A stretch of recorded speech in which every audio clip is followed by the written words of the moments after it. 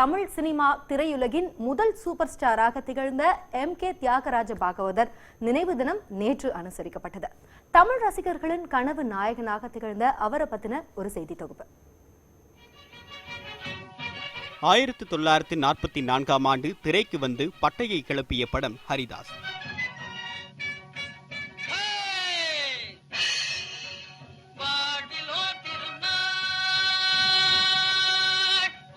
இந்த பாடலை பாடி கதாநாயகனாகவும் நடித்த MKT என்று அழைக்கப்படும் தியாகராஜர் பாகவதர் அப்போதைய கனவு நாயகன்.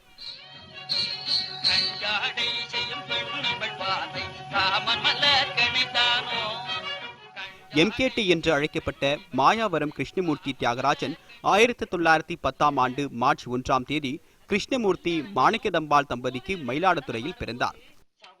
தொழில் காரணமாக இவரது தந்தை திருச்சியில் குடியேறினார்.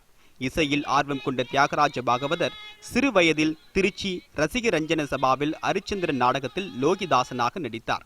பின்னர் 1926ஆம் ஆண்டு பவளக்கொடி நாடகத்தில் அர்ஜுனன் வேடம், தொடர்ந்து 1934ஆம் ஆண்டு பவளக்கொடி மூலம் திரை உலகில் கதாநாயகனாகினார்.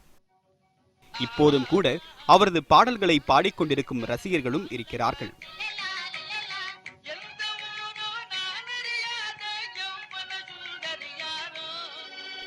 கடந்த 1944ஆம் ஆண்டு வெளியான இவரது ஹரிதாஸ் திரைப்படம் 3 ஆண்டுகள் ஓடி பெரும் சாதனையை படைத்தது.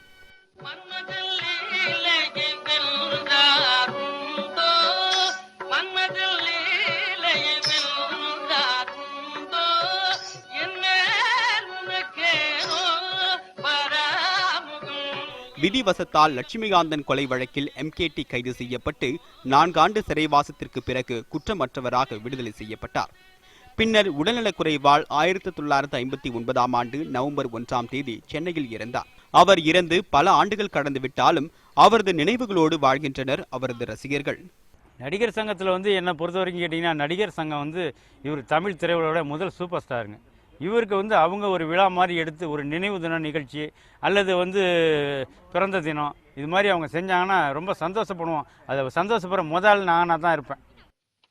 தமிழ் திரையுலகின் முன்னோடியான தியாகராஜ பாகவதரின் நினைவு நாளை நடிகர் சங்கம் கண்டு கொள்ளவில்லை என்று ஆதங்கப்படுகிறார்கள். இன்றும் அவரது நினைவை போற்றும் ரசிகர்கள்.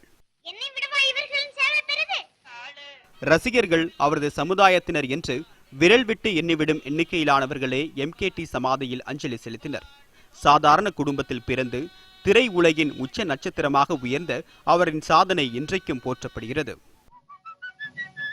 தமிழ் திரையுலகின் முதல் உச்ச நட்சத்திரம், குறைந்த படங்களில் நடித்தாலும் உயர் புகழ் பெற்ற MK தியாகராஜ பாகவதருடைய புகழ் அடுத்த தலைமுறைக்கும் தெரிய தொடர அவருக்கு ஒரு மணிமண்டபத்தை அமைக்க வேண்டும் என்கிறார்கள் அவர்கள் ரசிகர்கள்.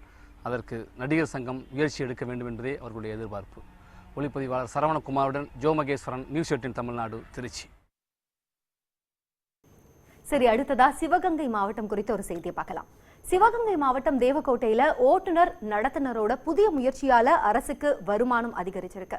அப்படி என்ன முயற்சி?